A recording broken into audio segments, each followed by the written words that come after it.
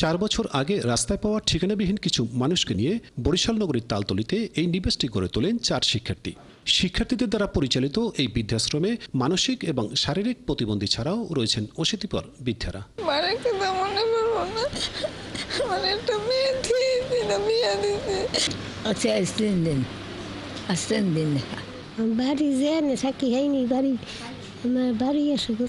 সংগঠকরা জানান, অসহায় এই মানুষগুলোর জন্য ঘর ভাড়া পেতে নানা সমস্যা পোহাতে হয় তাদের। এছাড়া আর্থিক সংকট দেখা দিলে পরিচালনা পর্ষদের অনুদানের মাত্রা বাড়াতে হয়। তাদের নিয়ে কাজ করতে গিয়ে, বাসা ভাড়া করতে গিয়ে অনেক বিড়ম্বনায় পড়তে হয় আমাদেরকে, কারণ আমাদেরকে কেউ বাসা ভাড়া দিতে চায় না। যে বাবা মাকে যারা ফেলে দিয়ে গেছে রাস্তায়, যত্ন করতে পারে না, তাদের যত্ন করার সুযোগ পাচ্ছি।